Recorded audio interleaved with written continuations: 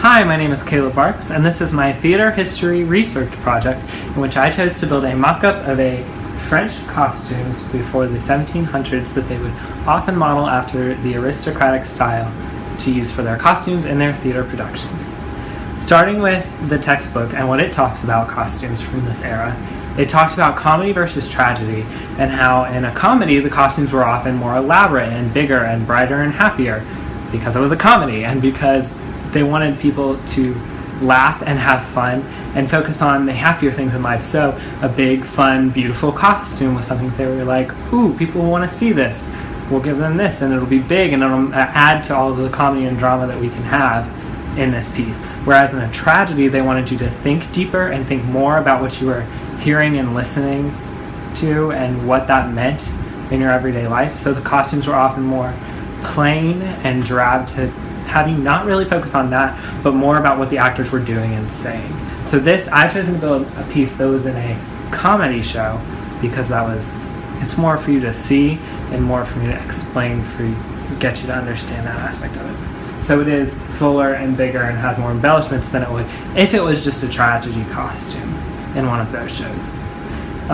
Going away from the textbook, the Met has a wonderful museum that posts a lot of things online about their exhibits, and one of the exhibits they had is a French costumes exhibit, which was perfect. And one of the big things that they talked about was the silhouette of the costume, and the silhouette that people from that era tend to strove for. And because costumes that they used on stage were often modeled after the aristocratic lifestyle and what the wealthy wore and what they could afford, it was often based off of their silhouettes and what was in with them at the time of that show. So some of the things that were in throughout that era of costumes in France were cinched waists, corsets, really big dresses, floor length, full, sometimes naturally full, which meant layers and layers and layers and layers and layers of things. Or it could be a big undercarriage, which actually means its side would come out to like 2 or 3 feet. It would come out about that far, and they would have to walk around carrying those with them to give them that silhouette that they wanted. It kind of looked like a V and then came down into a box, and that would hold up different fabrics and give you actually a lot of space to build and make something really cool. But it was really hard for people to walk and dance in, especially since under there they would be weighted so that when they were walking, one side wouldn't like, oh no, I'm heavier, and then they'd fall over. Nobody wanted that because that's kind of embarrassing, especially on a stage. So they were often weighted, but the ones they used in costumes were kind of different than the ones they used in real life because the ones in real life people were a lot up closer to, so it mattered what they looked like underneath in case something were to happen where it came up. Where in costumes it could have been something more like paper mache and wire so that it was lighter for them running around, and while they were looking for that part and getting where they needed to be, it wasn't, oh no, her skirt came up, you can see her all under. Everyone knew what it looked like because everyone helped pitch in and make those costumes.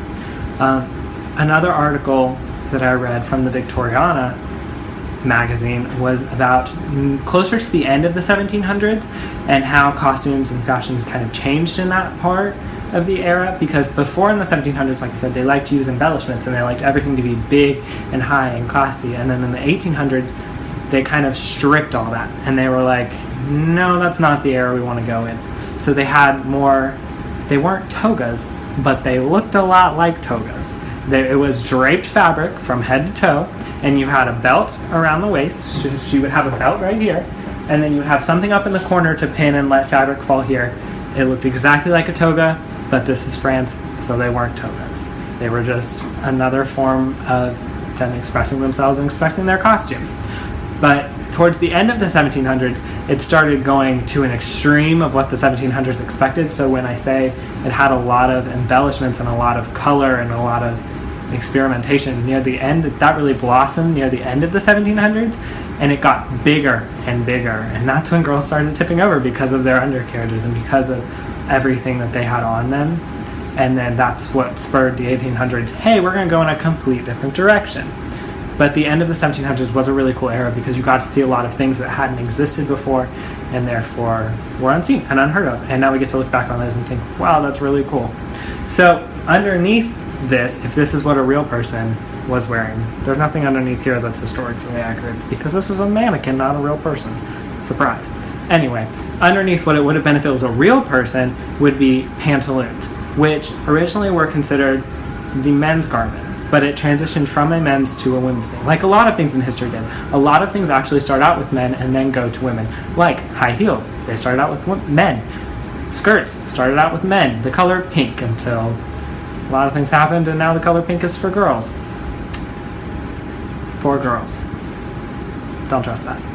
But underneath this, one of the basic things that everyone was wearing was nude-colored pantaloons. And that way if something did happen where, cross your fingers, she did fall over, all you saw were pantaloons and nobody was like blown away because men and women both wore them and everyone knew that's what was under there. So it was one of those transitions that happened that everyone was just kind of like, well, that just kind of makes logical sense. Why haven't we been doing that the whole time? And it was just one more thing that transitioned into the new era. As I mentioned earlier, with the style of these costumes and the aristocratic lifestyle to show off how much money, everything was excessively elaborate. There was jewels and bows and ribbons and things just hanging off of you for no reason. There were ornamentations and lots of frills and lots of bows and ribbons and just everything you could possibly imagine slammed onto one costume. It was a lot. So for this costume, there are different levels to show the different like styles of what would have been on stage. So starting at the top, you have collar, which was pretty much the basic style collar. It has a simple shape and a simple silhouette. It's just a round circle collar. So anyone in the ensemble who had that higher up type of character backstory that they had created for themselves would have had that type of collar. It wasn't anything over dramatic, it wasn't anything like overly, hey, cool, look at that. It was just a collar. But as you move down, you get in the middle section kind of a higher up aristocrat or a main character. This is something a main character would have worn. You have 5 layers of frill on the front. Every single one of them is separate to give that like flowing look as they were moving or dancing or whatever. She'd have all of those layers on her. So you had that, and then on the sleeves are a big place for ornamentation. You could have jewels and stuff and strings of pearls just hanging. You could have just fabric everywhere. So this one has box pleats around the corner and the edges of them, and then it has fabric hanging from the arm to show movement and to give exaggerated style and look to it. So if you're like far away and you're kind of looking at the stage and you can't exactly see what's going on, if someone was walking around in this, you could see their arm moving because that fabric would be floating behind it and you'd be like, oh, something big, something dramatic's happening. It's that kind of subtle hints that would push things to show you what certain things were. Moving on to the bottom, this is kind of an in-between piece. So either someone who is in the ensemble or someone who's a main character or even minor characters could be worn in this. Slight changes would have been made, but this is kind of like a happy middle ground. So you have, like I said, lots of bows. This costume in particular has 6 bows on it. On the bottom alone, there's just 6 bows.